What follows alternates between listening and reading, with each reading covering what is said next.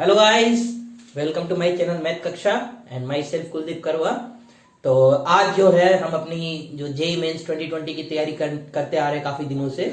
तो उसका revision plan जो है उसका नेक्स्ट टॉपिक का नाम है वो है वेक्टर्स। लास्ट क्लास में हम लोग स्ट्रेट लाइन किए थे, तो अब इसको कंटिन्यू कर रहे हैं vectors, because vectors and 3D are just similar to straight lines के जो कंसेप्ट होते हैं ना उसी के ऊपर, ठीक है ना। तो वेक्टर्स को बहुत अच्छे से हम प्यार से देखेंगे।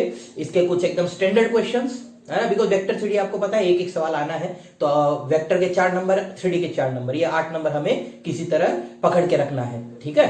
तो कुछ बेसिक कंसेप्ट देखेंगे पहले इसके, ओके, और कुछ बेसिक फॉर्मूले, और फिर फटाफट से हम लोग कुछ इसके अच्छे क्वेश्चन देखेंगे, कुछ शॉर्टकट्स वगैरह, टेक्निक्स वगैरह कैसे लगा सकते हो, ताकि बिकॉज टाइम हमें बचा ना, तो टाइम कैसे मैनेज कर सकते हो कि आप बहुत जल्दी से कैसे इन सवाल को कर सकते हो कि क्वेश्चन देखते ही आपको क्लिक कर दे कि हाँ ये सवाल तो हमने देख रखा है, इसको हम विद इन ए मिनट कर सकते हैं। तो उस टाइप के कुछ सवाल देखेंगे हम लोग, और कुछ टफ क्वेश्चंस भी देखेंगे कि किस तरह हम उसको टेकल कर सकते हैं वेरी इजी।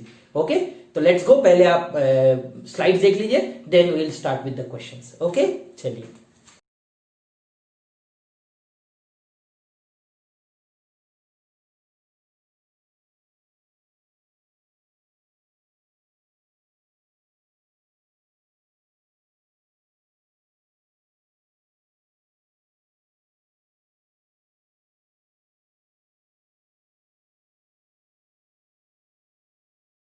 चलिए स्टार्ट करते हैं। एक इसमें देखिए बहुत बेसिक सा कंसेप्ट होता है एंगल बाइसेक्टर, ठीक है। कोई भी दो वेक्टर दे दिया आपको, ठीक है, कोई भी दो वेक्टर दे दिया ऐसे, और उसका आपको पूछेगा यहाँ पे क्या, ए एंगल बाइसेक्टर। तो यहाँ पे जैसे दिया ए इज द एंगल बाइसेक्टर और बी एक वेक्टर है, सी एक वेक्टर है। If A is this find alpha beta, तो अल्फा बीटा निकालना है। तो ए एंगल बाइसेक्टर, तो एंगल बाइसेक्टर का मैग्नीट्यूड देखो, वेक्टर में क्या होता है मैग्नीट्यूड और डायरेक्शन, तो डायरेक्शन तो फिक्स रहेगा लेकिन मैग्नीट्यूड आप बदलते रह सकते हो, इसीलिए वो यहाँ कंपेयर करना है कि ये जो वैल्यू इसको 2 रखेंगे तो अल्फा बीटा क्या आएगा। अब सबसे पहले जब भी एंगल बाइसेक्टर का सवाल आ जाए तो हमें पहला लाइन क्या लिखना है, only that matters is the first line, है ना। मैथ्स में कोई भी सवाल में पहली लाइन ठीक से लिख दो, तो ये पहला line A is lambda times B के प्लस सी के। कभी भी एंगल बाइसेक्टर लिखना हमेशा A is lambda times B के प्लस सी के। लेमडा इसलिए लिखते हैं बिकॉज मैग्नीट्यूड चेंज हो सकता है, बी के प्लस सी के, ठीक है।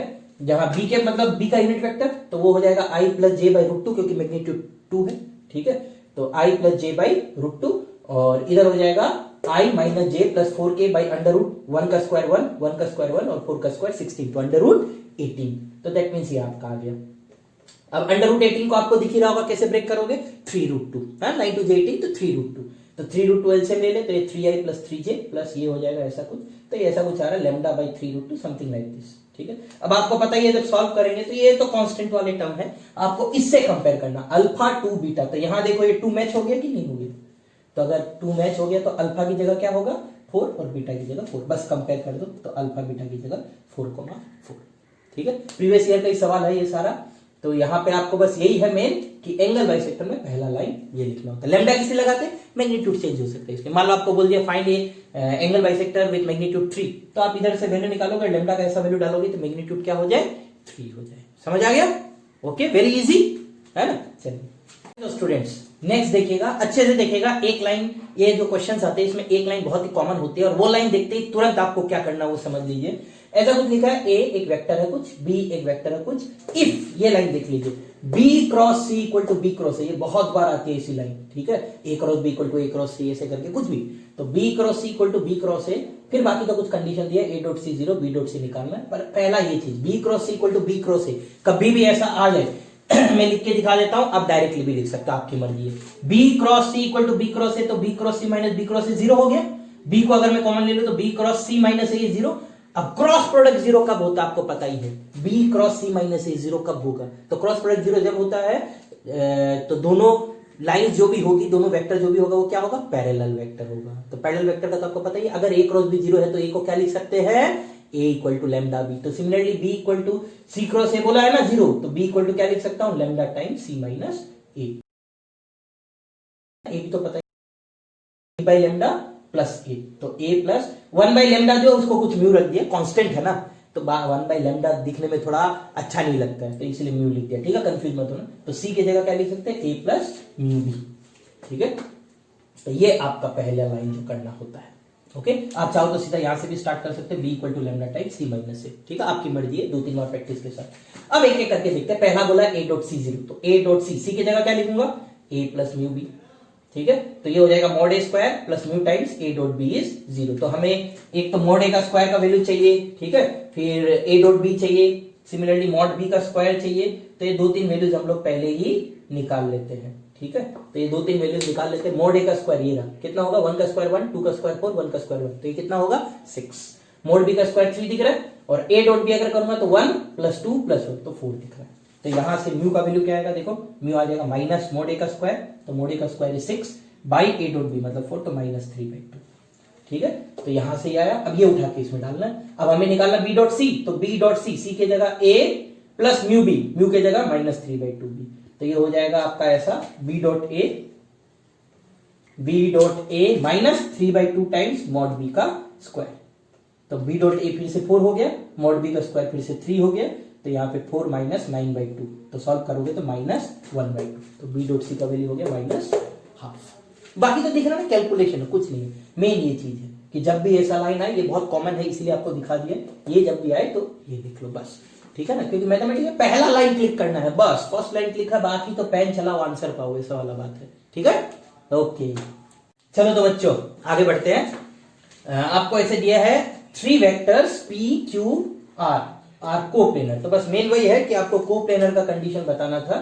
तो अगर 3 वेक्टर कोप्लेनर होते हैं, कोई भी 3 वेक्टर कोप्लेनर मतलब दे लाई इन द सेम प्लेन, तो जब भी 3 वेक्टर कोप्लेनर होंगे तो कंडीशन क्या होगा, डेल्टा इक्वल टू 0, ठीक है। अभी डेल्टा इक्वल टू 0 क्या होता है, तो डेल्टा इक्वल टू 0 का मतलब ये हो गया कि आप एक डिटरमिनेंट बनाओगे जिसमें इसका आई जे के, इसका आई जे के और इसका आई जे के मिलके क्या होगा 0। तो अभी डिटरमिनेंट का सवाल हो गया। जैसे यहाँ पे आपको दिख रहा है a+1 a प्लस 1 a और a+1, ठीक है। अब आपको दिख रहा है जब भी डिटरमिनेंट सॉल्व करते हैं तो पहले एक बेसिक सा हम लोग क्या कर देते हैं, डिटरमिनेंट का ट्रांसफॉर्मेशन कर देते हैं, ठीक है, एक बेसिक सा ट्रांसफॉर्मेशन। तो बेसिक सा जो ट्रांसफॉर्मेशन यहाँ क्या कर सकते हो आप, R1 को लिख सकते हैं R1 माइनस R3, R2 को लिख सकते हैं R2 माइनस R3, आप कॉलम में भी कर सकते हो, आपकी मर्जी है।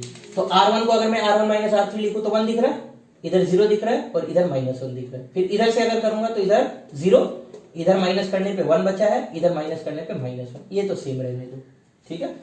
फिर इसको ओपन करेंगे तो ये a+1 और a, ठीक है, बीच वाला तो 0 और ये वाला आपको दिख रहा है ये 0 होगा और ये 1, तो a का वैल्यू यहाँ पे 3a + 1 = 0, तो a का वैल्यू आएगा कुछ -1/3, ठीक है। अब नेक्स्ट आपको करना r क्रॉस q, तो r क्या हो गया, अब देख लीजिए r है ये, तो -1/3 -1/3 और -1/3 में 1 ऐड करूंगा तो 2/3। सिमिलरली q अगर देखें तो -1/3 2/3 और -1/3 ये हो गया।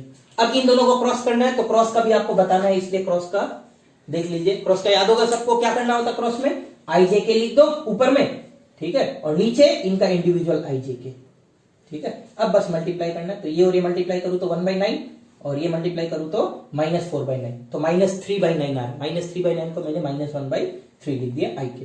फिर जे कैप में देखोगे तो सेम, ये होगा 1/9, ये होगा 2/9, तो 3/9 हो गया तो 1/3, ठीक है, माइनस में, लेकिन बाहर इधर माइनस आता है तो इसीलिए ये माइनस हो गया, ठीक है। ये प्लस में आ रहा था, बाहर माइनस का माइनस लगा दे। फिर के में -2/3 और -1/, तो 2/9 और 1/9 फिर से वही सेम ही आ रहा है, तो इसका मतलब आंसर सब में सेम ही आ रहा है, 3/9, जिसको 1/3 लिख दिया, तो आंसर हो गया -1/3 आई के, -1/3 जे के और -1/3 के, ठीक है। मेनली बस वही है कि r cross q cross product कैसे करते हैं, और कभी भी कोप्लेनर हो तो क्या किया जाता है, डिटरमिनेंट को 0, डिटरमिनेंट मतलब सबका आई जे के इंडिविजुअल, ओके, बस इतना सा ध्यान में रखना है, ठीक है।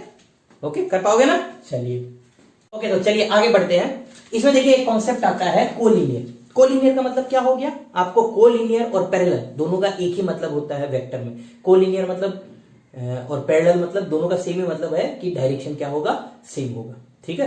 तो कभी भी कोलिनियर बोलते हैं तो उसका मैथमेटिकल कंडीशन एक ही होता है, अल्फा इक्वल टू के बीटा, ठीक है, अल्फा इक्वल टू के बीटा। जैसे यहाँ दिया इफ अल्फा बीटा कोलिनियर, तो यहाँ कुछ अल्फा दिया है ए बी के टर्म में, बीटा दिया कुछ ए बी के टर्म में, आपको बोला अल्फा बीटा कोलिनियर, तो अल्फा बीटा कोलिनियर है तो कुछ अल्फा इक्वल टू के बीटा, ठीक है, एक लीनियर रिलेशन होना चाहिए, तो वो लिख दिया अल्फा इक्वल टू के बीटा। अल्फा की जगह तो ये लैम्डा -2a + b, के बीटा मतलब यहाँ के मल्टीप्लाई होगा, तो 4 लैम्डा के -2ka + 3k b, ठीक है। अब इसको a और b को सेपरेट कर देता हूं, तो a में यहाँ लैम्डा -2 है, यहाँ -4 लैम्डा के + 2k होगा, और b में यहाँ 1 है, यहाँ से -3k होगा। अब देखिए यहां कुछ आ रहा है, ए और बी में एक लीनियर रिलेशन है ना। देखिए ये वाला जो चीज है ये क्या है, ए और बी में एक लीनियर रिलेशन, ठीक है। तो अगर ए और बी में एक लीनियर रिलेशन है तो इसका मतलब ए बी क्या होना पड़ेगा, कोलिनियर होना पड़ेगा। बट आपको सवाल में यहां पे अच्छे से देखिए क्या दिया है, ए बी आर नॉट, तो ए बी कोलिनियर नहीं है। तो जब भी ऐसा कुछ कंडीशन आ जाए और लीनियर कंडीशन और आपको दिया और बी कोलिनियर नहीं है तो आपको क्या करना है, इंडिविजुअल कोफिशिएंट को जीरो कर दो, खत्म, बस अपना काम हो गया, ठीक है। ओके, कि जब भी दे दिया कि ऐसा कुछ कंडीशन है और कोलिनियर बोला नहीं है तो इसको इंडिविजुअली जीरो कर दो। तो इसको जीरो करोगे तो 1 माइनस 3 के को जीरो किया तो के 1/3 आ गया, खत्म। और यहां पे आएगा लैम्डा माइनस 2 माइनस 4 लैम्डा के प्लस 2 के 0, जहां के की जगह हम 1/3 डाल देंगे तो ये होगा लैम्डा माइनस 2 माइनस 4 लैम्डा/3 प्लस 2/3। इधर से देखोगे तो माइनस लैम्डा/3 और इधर से देखोगे तो माइनस 4/3, तो 3 तो कैंसिल होगा, लैम्डा की जगह कितना आ जाएगा, -4। तो यही पूछा आपको, find the value of lambda.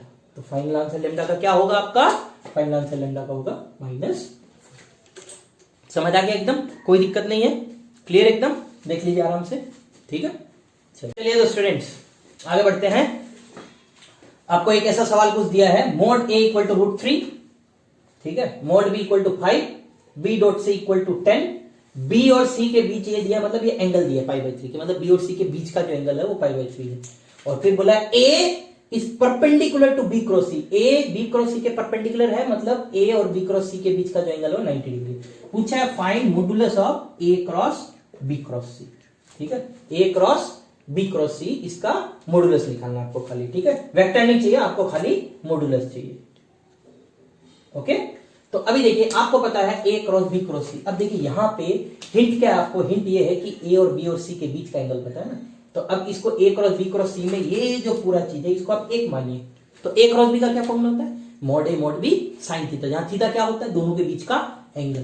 तो ये हो जाएगा मॉड ए मॉड बी, तो यहां मॉड बी क्रॉस सी इंटू साइन थीटा, थीटा मतलब इन दोनों के बीच का एंगल जो हमें दिया है कितना, 90 डिग्री। समझ आ रहा है ना कि सर यही क्यों किया, इसका एक और फॉर्मूला होता है ना, A dot C B minus A dot B C, वो क्यों नहीं किए, अरे तो उसमें आपको जो चीज चाहिए वो चीज नहीं पता है आपको, यहाँ बी वेक्टर सी वेक्टर कुछ नहीं पता है आपको, इन दोनों के बीच का एंगल पता और मैग्नीट्यूड चाहिए तो ये ले लो। इधर साथ में एक एन के पाता, लेकिन वो नहीं चाहिए क्योंकि आपको डायरेक्शन नहीं चाहिए, आपको खाली क्या चाहिए, मैग्नीट्यूड। तो इसका जो मैग्नीट्यूड होगा बस ये होगा। अब यहाँ एक एक करके देखते क्या पता है हमें, मोड ए पता है √3 लिख दिया, फिर साइन 90 तो 1 हो गया। अब बी क्रॉस सी का मॉडुलस क्या होगा, फिर से ब्रेक कर लो कि फिर से क्या होगा, मोड बी मोड सी और साइन 60, क्योंकि साइन थीटा दोनों के बीच का एंगल और दोनों के बीच का एंगल फिर हमें दिया है कितना, π/3, तो 60 डिग्री। फिर √3 तो √3 हो गया, मोड बी की जगह 5 हो गया, साइन 60 की जगह √3/2 हो गया। मोड सी हमें नहीं पता है तो यहां हम फंस रहे हैं, तो मोड सी निकालना है हमें, तो कुछ ना कुछ और दिया ही होगा, है ना।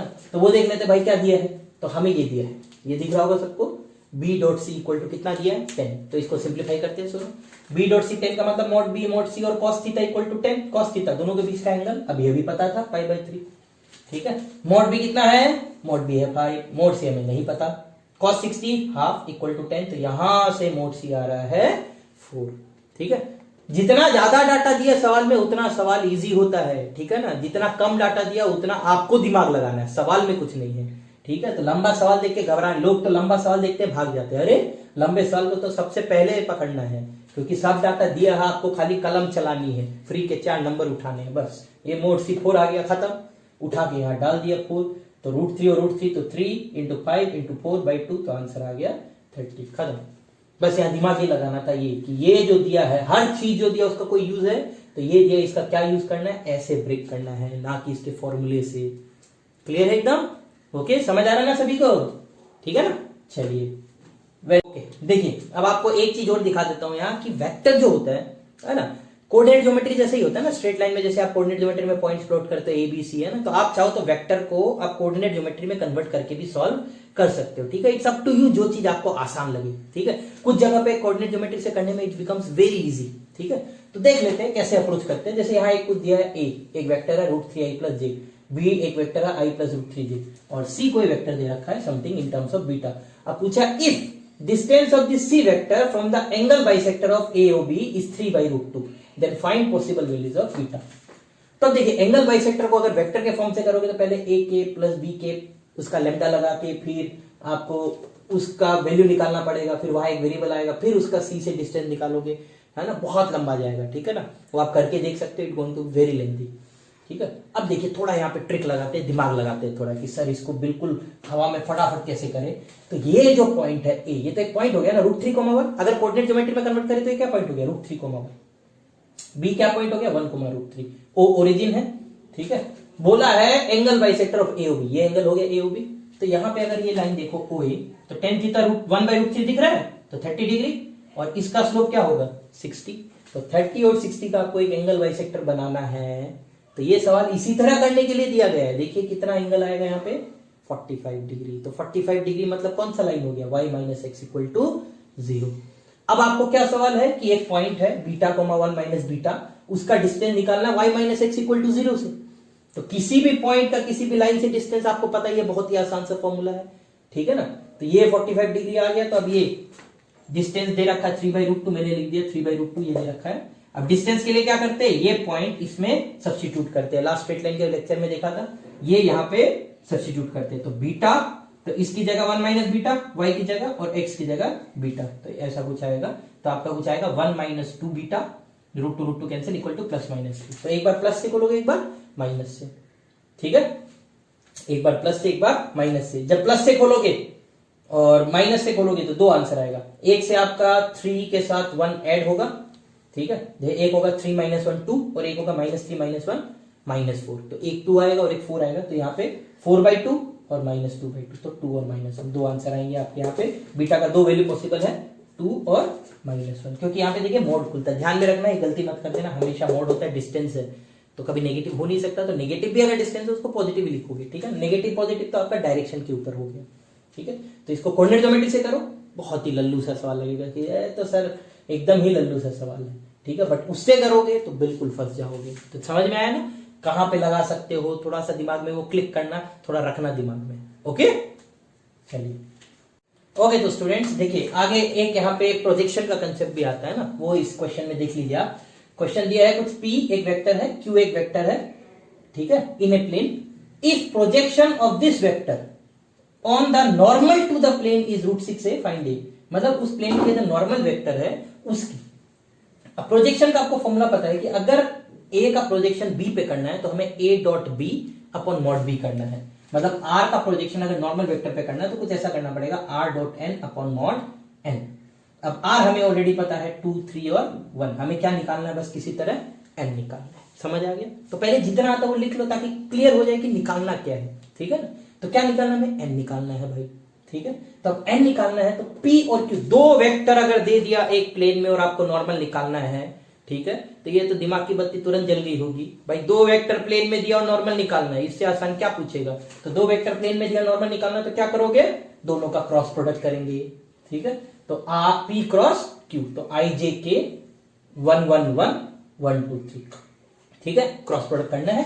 I की जगह पे आपको दिख रहा है 3 - 2 1 आएगा, फिर J की जगह आपको दिख रहा है क्या आएगा 3 - 1 2, लेकिन यहाँ माइनस आता है तो -2, और K की जगह 2 - 1 तो 1, तो ये आ गया। तो ये n वेक्टर हो गया और ये r वेक्टर हो गया। तो R.n/mod n। अब R.n करूंगा तो दिख रहा है 2 - 6 1, 2 - 6 1, और नीचे इसका मॉडुलस √6, तो ये आएगा -3/√6। लेकिन प्रोजेक्शन जब होता है तो मैग्नीट्यूड वाला प्रोजेक्शन है तो मॉडुलस लगाते हैं 3/√6। अब ये जो 3/√6 है, ये सवाल में दे रखा है √6 ये है, तो दैट मींस a कितना हो जाएगा यहाँ 3/6, तो हाफ आ जाएगा, ठीक है। मेन बस इतना ही, इसमें नॉर्मल कभी भी निकालना हो किसी भी प्लेन में तो क्या करोगे, कोई भी दो वेक्टर चाहिए उस प्लेन में, उसका क्रॉस प्रोडक्ट करना है भाई, ठीक है। और दूसरा चीज आपका जब भी ऐसे प्रोजेक्शन करना है तो a का प्रोजेक्शन b पे, मतलब A.B/मॉडुलस ऑफ b, ठीक है, बेसिक टर्म्स, ठीक है। इसीलिए बेसिक जो फॉर्मूले जो इसके 4-5 स्लाइड में आगे जो दे रखा है वो अच्छे से देखिएगा, ओके।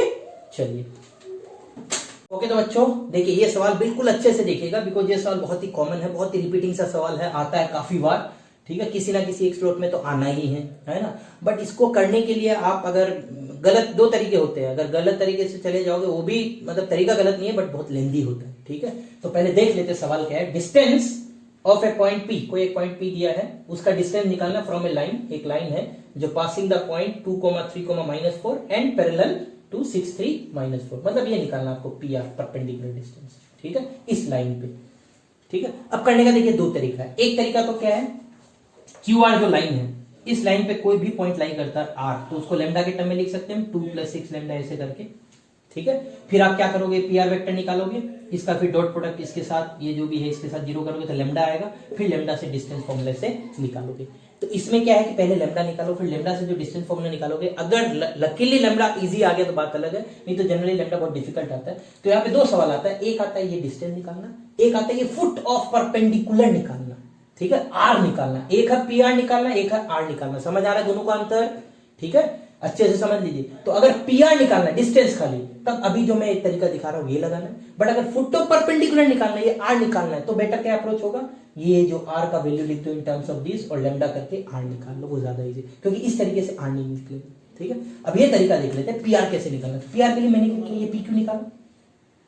तो अगर ये पीक्यू वेक्टर है तो इनडायरेक्टली क्या पूछ रहा है, पीक्यू का प्रोजेक्शन लाइन के ऊपर तो क्यूआर आएगा, और पीक्यू का परपेंडिकुलर प्रोजेक्शन क्या होगा, ये पीआर जो मुझे चाहिए। तो मुझे परपेंडिकुलर प्रोजेक्शन चाहिए। तो परपेंडिकुलर प्रोजेक्शन आपको पता है कैसे निकालता है, नॉर्मल प्रोजेक्शन आपको पता है कैसे निकाला जाता है। तो परपेंडिकुलर कैसे निकालोगे, पाइथागोरस थ्योरम लगा के। तो पहले एक एक करके वैल्यूज डाल देते हैं। पहले पीक्यू वेक्टर, तो पीक्यू वेक्टर तो ये आ गया, ठीक है, 2 - 1 3, 3 - 2 is 1 and -4 - 6 is -10, ठीक है। लाइन का वेक्टर ये है। अब पीक्यू का लेंथ निकाल सकते हैं मॉडुलस करके। तो पीक्यू का जो लेंथ आ रहा है वो आ रहा है 110 अंडर रूट, तो ये पीक्यू का लेंथ आ गया। मुझे किसी तरह ये क्यूआर चाहिए। अगर क्यूआर आ गया तो पाइथागोरस थ्योरम लगा के पीआर आ जाएगा। क्यूआर के लिए क्या करोगे, इसका प्रोजेक्शन इसके ऊपर, तो पीक्यू का प्रोजेक्शन लाइन के ऊपर, पीक्यू का प्रोजेक्शन ऑन लाइन। तो पीक्यू का लाइन पे प्रोजेक्शन क्या होगा, डॉट प्रोडक्ट। तो पीक्यू का डॉट प्रोडक्ट कर देंगे लाइन के साथ। तो ये पीक्यू है, ये लाइन है, डॉट प्रोडक्ट करो। 3 6 से कितना आ रहा है 18, 3 1 से 3, 10 4 से 40, तो ये आ गया अपॉन अंडर रूट 36, 9 और 16। तो ये आ गया 61/√61, मतलब √61 ही आ गया। तो ये आपका √61, ये आपका √110। तो ये जो होगा वो क्या होगा, अंडर रूट दी स्क्वायर माइनस दी स्क्वायर, तो इसका स्क्वायर 110 माइनस 61 तो 49, तो अंडर रूट 49 इज 7, ठीक है। तो ये कब करना है, समझ आ गया, ये कब करना है, जब डिस्टेंस निकालना है। अगर फुट ऑफ परपेंडिकुलर का सवाल आया तो जो दूसरा अप्रोच है यहां पे लैम्डा लगा के ज्यादा बेटर होगा। तो सवाल आपको पढ़ना पड़ेगा, अच्छे से समझना पड़ेगा, ठीक है, बिल्कुल समझ आ गया है एकदम, ओके, चलिए बहुत बढ़िया। तो बच्चों एक देखिए, थोड़ा ये थोड़ा लेंथी सवाल आते हैं, ठीक है, बट अच्छा सवाल है, थोड़ा आपको दिमाग लगाना पड़ता है, तो अच्छे से देख लीजिएगा। इस टाइप का कोई भी सवाल आए तो कैसे अप्रोच लगाते हैं, ठीक है, वो अप्रोच समझ लीजिए मेनली। यहां कुछ बोला है ABCD, कुछ 4 पॉइंट दिए, पूछा find foot of perpendicular from A से परपेंडिकुलर डाला किस पे, BCD प्लेन पे। तो A से BCD प्लेन पे परपेंडिकुलर डाला। अब आपको एक चीज ध्यान में रखना है कि वेक्टर 3D के जो भी सवाल होते हैं, ठीक है, वेक्टर 3D के जो भी सवाल होंगे उसमें आपका जो फॉर्मूला लगता है, जो स्ट्रेट लाइन के फॉर्मूले, जो स्ट्रेट लाइन पे अपना फॉर्मूला पढ़ा होगा ना, x - x1/a equal to minus times ax1 है ना, plus by1 by under root by a square plus b square, इस टाइप का। तो वो सेम फॉर्मूला यहां भी लगेगा, बस यहाँ 3 कोऑर्डिनेट्स में लग जाएगा, ठीक है। तो पहले तो जो चीज पता है वो निकाल लेते हैं। a हमें पता है तो a 0 1 2। अब हमें प्लेन चाहिए पहले, तो प्लेन का इक्वेशन क्या लिखोगे, हमेशा जब प्लेन नहीं पता और 3 पॉइंट दिए तो ऐसा कुछ लिख लो, lx plus my plus nz equal to 1, ठीक है। इधर 1 लिख लो, क्योंकि अगर d लिखोगे तो फिर 4 वेरिएबल होंगे, 3 इक्वेशन बनेंगे, मुश्किल होगा सॉल्व करना, ठीक है। तो इधर 1 लिख दिया करो हमेशा। अब यहाँ एक एक करके वैल्यू डाल देता हूँ, b डालने से ये आया, c डालने से ये, d डालने से ये। अब यहाँ पे अगर देखें तो 3l plus n equal to 1, ठीक है। तो एक और इक्वेशन अगर l और n में हमें मिल गया तो प्लेन मिल गया हमें, ये सुनो, एक और इक्वेशन अगर मिल गया तो हमें प्लेन मिल गया। तो यहाँ पे ये जो 3l plus n equal to 1 है, यहाँ इन दोनों को अगर मैं माइनस कर दूं, दिख रहा है mm कैंसिल हो गया, तो जो बचेगा वो l और n का इक्वेशन बचेगा, ये कैंसिल, ऐसा बचा l इक्वल टू -2n। अब ये जो n - 2n आएगा कैंसिल करने के बाद, ये उठा के यहाँ डाल दूंगा, तो यहाँ -2n डालने से -6n प्लस n मतलब -5n इक्वल टू 1, तो n की जगह आ गया -1/5, ठीक है। वो कैलकुलेशन आप खुद से देख लीजिए, बहुत ही सिंपल, इसलिए मैंने डायरेक्ट लिख दिया। अब n अगर -1/5 है, इसको यहाँ ले जाऊंगा तो ये 6/5, 3 से डिवाइड करूंगा तो 2/5, तो l आ गया 2/5, ठीक है। ये -1/5 यहाँ ले गया तो +1/5, तो 6/5, 3 से डिवाइड करूंगा तो 2/5। फिर यहाँ l पता है, m पता है, n चाहिए, तो वो आएगा आपका 1/5, m का वैल्यू अगर l और n को डाल दो। दैट मीन्स आपका जो इक्वेशन आ रहा है वो ऐसा आ रहा है, l m n, नीचे 5 आएगा ना, 5 को उधर भेज दिया, तो ऐसा कुछ इक्वेशन आ रहा है प्लेन का, 2x + y - z equal to 5, ठीक है। 2x + y - z equal to something 5, ठीक है। तो प्लेन का इक्वेशन आ गया। अब ए पॉइंट से मुझे प्लेन पे परपेंडिकुलर डालना है, तो फॉर्मूला ये होगा x माइनस x1। x1 कितना है यहाँ पे 0, ठीक है, अपॉन डायरेक्शन। क्या है डायरेक्शन इसका, प्लेन का डायरेक्शन अभी भी निकाला हमने, ये रहा प्लेन। तो इसका प्लेन का क्या वैल्यू है, ये देखिए 2, 1 और -1, ठीक है। तो x माइनस 0/2, ठीक है, इक्वल टू, वो बाद में बताता हूं। फिर y माइनस 1 अपॉन 1, फिर z माइनस 2 अपॉन, ये रहा डायरेक्शन -1, इक्वल टू क्या होता है, इक्वल टू में हम क्या करते हैं, ये जो प्लेन की इक्वेशन आया इसमें वो पॉइंट उठा के डालते हैं, जैसे स्ट्रेट लाइन में डालते हैं। तो ये पॉइंट उठा के यहां डालूंगा तो 0, इसकी जगह 1, इसकी जगह -2, तो 1 - 2 -5, तो ये हो जाएगा -6। तो minus of -6 divided by a square plus B square plus C square, तो a square plus B square plus C square कितना है 6। तो ये दिख रहा है, ये ऑलमोस्ट 1 ही हो गया ना, तो यहाँ पे भी 1 ही आएगा, यहाँ पे भी 1 ही आएगा, वो सेम आना है। तो सिंप्लीफाई करोगे तो इधर x की वैल्यू 2 आएगी, y की 2 आएगी, z की 1 आएगी, तो 2 2 1, ठीक है। Okay, clear. Foot of perpendicular कैसे निकालना है, समझ आया सभी को, अच्छे से देख लीजिए, ठीक है। थोड़ा लेंथी सवाल है बट ये आता बहुत है, इसलिए ध्यान में रखिए। ओके ओके, नेक्स्ट देखिए क्वेश्चन है जो ऑलमोस्ट एक पेपर में 100% आएगा, that is distance between skew lines. 3D में अगर दो लाइंस है जो आपस में इंटरसेक्ट नहीं कर रही, प्लेन में तो कभी होगा नहीं, 3D में हो सकता है, तो उनके बीच का डिस्टेंस, ठीक है। कैसे निकालते देख लीजिए। आपको जैसे दो लाइन दिया है, एक लाइन, दोनों लाइन में क्या होगा, एक पॉइंट होगा, एक उसका डायरेक्शन, एक पॉइंट एक उसका डायरेक्शन। आपको पूछा दोनों का minimum distance between skew lines, क्योंकि अगर इंटरसेक्टिंग है तो 0, ऑब्वियस सा बात है, सवाल ही नहीं बना। तो यहाँ पे मान लो ये L1 लाइन है जिसका पॉइंट दे रखा 1 to 1, ठीक है, ये L1 लाइन 1 to 1 और उसका डायरेक्शन दिया 1 - 1 1। दूसरा जो पॉइंट है वो 2 - 1 - 1 और उसका जो डायरेक्शन दिया वो 2 1 2, ठीक है। तो अब आपको जब भी ये निकालना है तो क्या करना वो समझ लीजिए। ये PQ मैंने वेक्टर बनाया, तो इधर एक वेक्टर होगा जो इसके और इसके दोनों लाइन के परपेंडिकुलर होगा। आपका जो मिनिमम डिस्टेंस होगा वो उसी के एलोंग होगा, नॉर्मल वेक्टर के एलोंग। ये सुन लो, नॉर्मल वेक्टर के एलोंग। तो ये जो PQ है इसका प्रोजेक्शन निकालेंगे हम किस पे, नॉर्मल वेक्टर पे। तो हमारा जो काम है वो है PQ का प्रोजेक्शन ऑन नॉर्मल वेक्टर। ये PQ का projection on normal vector. Normal vector कैसे निकालोगे, अगर ये मान लो A वेक्टर है, मान लो B वेक्टर है, तो नॉर्मल वेक्टर कैसे निकालते हैं, A क्रॉस B।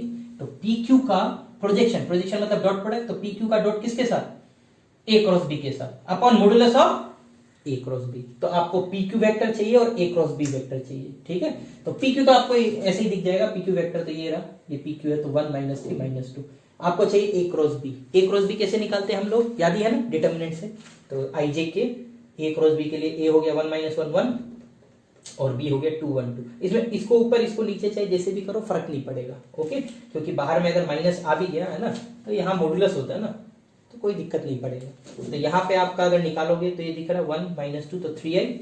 J का तो दिख रहा है कैंसिल हो गया 0 और K का यहाँ पे वापस से आ जाएगा आपका -3, तो 3i - 3k। ये A क्रॉस B वेक्टर है, यहाँ मॉड्यूलस भी चाहिए तो मॉड्यूलस भी मैंने निकाल दिया 3√2, ठीक है। अब क्या करोगे आप, PQ का डॉट प्रोडक्ट इसके साथ, PQ मतलब ये, इसका डॉट प्रोडक्ट इसके साथ, तो PQ ये ना, इसका डॉट प्रोडक्ट इसके साथ, तो I और I का 3 हो गया, J है नहीं तो 0 हो गया और K का 6 हो गया, तो 9। तो डॉट प्रोडक्ट आ गया 9 और ये आ गया 3√2, तो 9/3√2 क्या होगा आंसर, 3/√2। दिख रहा है सभी को, ठीक है। एक बार देख लीजिए अच्छे से, ये डॉट प्रोडक्ट निकाला, ये आ रहा है 9 और यहां से जो वैल्यू है वो 3√2, तो 9/3√2, तो 3/√2 आंसर होगा, ठीक है। डिस्टेंस बिटवीन स्क्यू लाइंस करना क्या होता है, ये जो भी पॉइंट दिया होगा PQ, इसका प्रोजेक्शन नॉर्मल वेक्टर पे, normal vector A cross B, ठीक है, क्लियर एकदम। चलिए, तो अब देखिए यहाँ पे एक वेक्टर ट्रिपल प्रोडक्ट आता है, ठीक है। तो उसमें ज्यादा कुछ है भी नहीं, वेक्टर ट्रिपल प्रोडक्ट में ओनली फॉर्मूला खुलता कैसे है बस, और कुछ नहीं, दैट्स इट। एक लाइन है बस वेक्टर ट्रिपल प्रोडक्ट, खुलता कैसे फॉर्मूला। जैसे यहाँ दिया A cross B cross C is B/2, ठीक है। स्टार्टिंग में मैंने फॉर्मुलेस दे रखे हैं, बाकी यहाँ पे बता दूंगा फिर। Mod A mod B mod C 1 दिया है, बोला A और B के बीच का एंगल थीटा है, A और C के बीच का एंगल अल्फा है, पूछा फाइंड थीटा माइनस अल्फा, ठीक है। सबसे पहले तो इसको बस खोलना कैसे, तो A cross B cross C कैसे खुलता देख लीजिए। A dot C B vector minus A dot B C vector, A dot C B vector minus A dot C B vector minus A dot B C vector, ऐसे खुलेगा, okay. अब यहाँ पे compare करना है, अब तो कुछ नहीं है, लल्लू सा सवाल है, कुछ नहीं है एकदम, देखिए बच्चों वाला चीज है। यहाँ क्या दिया ये वेक्टर B/2, तो ये B है, तो B/2 दिया मतलब इसका कोफिशिएंट क्या होना है, हाफ।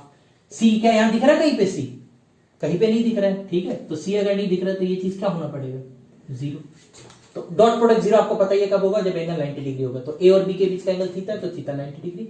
ए डॉट सी हाफ दिया, तो mod A mod C cos alpha equal to half. Mod A 1 है, मोड सी 1 है, तो कॉस अल्फा हाफ मतलब अल्फा कितना आ गया? 60 डिग्री। तो ये 60 है, ये 90 है, तो आंसर हो गया 30 डिग्री। That's it. बस इतना ध्यान में रखना है, A dot C B vector minus A dot B C vector कैसे खुलता है, बस बाकी तो कुछ काम नहीं इसका, बस इतना सही। ठीक है, क्लियर? Okay okay. तो बच्चों लास्ट क्वेश्चन देख लेते हैं, ठीक है। Edges of a parallelopiped are unit length बोलती है, मतलब सारा यूनिट लेंथ का है। Parallel to A B C, तो इसका मतलब जो कोटरमिनस एजेस है, ठीक है। कोटरमिनस मतलब वो तीन जो एजेस आपके इंटरसेक्टिंग नहीं होते हैं, एक पॉइंट पे होता है ना, जो ऐसे कोटरमिनस एजेस मतलब एक ही पॉइंट से निकले भी तीन एजेस, तो वो ए के बी के और सी के लिख सकता हूं क्योंकि यूनिट वेक्टर है। अब ए और बी के बीच का डॉट प्रोडक्ट, बी और सी का डॉट प्रोडक्ट, सी और ए का डॉट प्रोडक्ट दे रखा है हाफ। पूछा वॉल्यूम ऑफ पैरेललोपिपेड, आपको पता ही है वॉल्यूम का मतलब क्या होता है? Box product. जो आप स्केलर ट्रिपल प्रोडक्ट करते हो, जैसे वेक्टर ट्रिपल प्रोडक्ट होता है वैसे स्केलर ट्रिपल प्रोडक्ट होता है, ठीक है। ए डॉट बी क्रॉस सी, तो उसको हम बोलते हैं बॉक्स एबीसी। और उसको सॉल्व कैसे करते हैं? डिटर्मिनेंट से सॉल्व करते हैं, ठीक है ना, जो एक सवाल में आपको दिखा दिया। अब यहाँ बॉक्स एबीसी का वैल्यू दिया है, ठीक है, कि ये निकालना है आपको किसी तरह। अब हमें बॉक्स एबीसी नहीं पता, लेकिन सवाल में देखो क्या दिया, तो ये ध्यान में रखना, जब भी सवाल में ऐसा दे दे A dot B B dot C C dot A, तब आप बॉक्स प्रोडक्ट कभी भी निकालना हो अगर, तो क्या करोगे? ये फॉर्मूले का यूज करोगे। एकदम नोट कर लीजिएगा formula, very important. Previous year का ही सवाल है, 2 बार आया वही, है ना, एक बार बहुत पहले, एक बार अभी रिसेंटली आया है। तो बॉक्स एबीसी का square, A dot A dot B A dot C, B dot A B dot B B dot C dot A C dot B C dot C. अब यहाँ A dot A B dot B और C dot सी तो तीनों 1 होगा, और बाकी ए dot B और B dot ए, आपको पता ही है डॉट प्रोडक्ट जो होता है वो क्या होता है कि आपका ए डॉट बी और बी डॉट ए दोनों सेम होगा, क्रॉस नहीं है ना, स्केलर है। तो ए डॉट बी और बी डॉट ए हाफ होगा, ये भी हाफ होगा, ये भी हाफ होगा, तो बाकी सारे टर्म दिख रहे हैं हाफ होंगे। अब इसको बस ओपन करना, ओपन करोगे तो 1 माइनस 1/4 3/4, फिर हाफ के क्रॉस जब ओपन करोगे आप तो ये आ जाएगा हाफ माइनस 1/4, तो माइनस 1/4 आ रहा है, ठीक है। फिर इधर से ओपन करोगे तो वही सेम आएगा माइनस 1/4, तो ये हो गया माइनस 1/8 माइनस 1/8, तो माइनस 2/8, ठीक है, मतलब माइनस 1/4, तो 3/4 माइनस 1/4 इज 2/4, तो हाफ है। कैलकुलेशन आप देख लीजिए खुद से, एकदम बेसिक कैलकुलेशन है, यहाँ आना चाहिए हाफ। तो वॉल्यूम जो होगा वो तो इसका रूट होगा, बिकॉज ये स्क्वायर है, तो 1/2। तो बस ये ध्यान रखिएगा, ये प्रॉपर्टी बहुत काम आती है। और बॉक्स प्रोडक्ट का फिजिकल मीनिंग क्या होता है? Volume of a parallelopiped where ABC are the coterminous edges. Coterminous मतलब एक ही पॉइंट से पास करने वाली तीन एजेस, ठीक है, जो कि पैरेलल नहीं है। Okay, clear? ठीक है, तो इतना करोगे आपका एक बेसिक वेक्टर का तैयारी हो चुका है। जेईई मेंस में आपको पता है एक सवाल आना है 100% 4 नंबर का, तो वो 4 नंबर आपको लाके रहने हैं, ठीक है। इसके बाद 3D और आएगा, मिला के भी सवाल आते हैं, तो 3D का मैं नेक्स्ट वीडियो लेक्चर में बना दूंगा आपका। तो वेक्टर और 3D दोनों का वीडियो अगर देख लो तो 8 नंबर हो गए, 2 सवाल आने हैं, 8 नंबर हो गए। तो ये 8 नंबर आपको किसी तरह लाना है, तो अच्छे से गो थ्रू कर लिएगा। इसके बेसिक जो फॉर्मुलेज मैंने स्टार्टिंग में स्लाइड में दे रखे वो सबसे इंपॉर्टेंट है, बिकॉज डायरेक्ट क्वेश्चन आता है एकदम फॉर्मुला बेस्ड, है ना, प्रॉपर्टी बेस्ड, स्टैंडर्ड क्वेश्चन, कोई घुमा फिरा के नहीं आएगा। ओके, ये चैप्टर से स्ट्रेट लाइन से आ सकता है, बट इस चैप्टर से नहीं आएगा वेक्टर 3D से ज्यादा। तो इसीलिए अच्छे से प्रैक्टिस कीजिएगा, प्रीवियस ईयर के 4-5 सालों से सवाल पक्का से लगा लीजिए। ओके, आई होप आपको बहुत मजा आया है, बहुत अच्छे से समझ आया है, 4 नंबर आपने एकदम कैप्चर कर लिए होंगे अब। ओके, तो चलिए आप अच्छे से इसको देखते रहिए। किसी का अगर मिस हो गया तो प्रीवियस लेक्चर भी देखते रहिए। ओके, पूरा अलजेब्रा मैंने खत्म कर दिया और स्ट्रेट लाइन से स्टार्ट किया, कोऑर्डिनेट ज्योमेट्री, तो स्ट्रेट लाइन और ये वेक्टर अगला 3D का बनाऊंगा, ठीक है। तो इसी तरह देखते रहिए, ओके, और सब्सक्राइब कीजिए और जितना हो सके लोगों तक शेयर कीजिए। Thank you very much.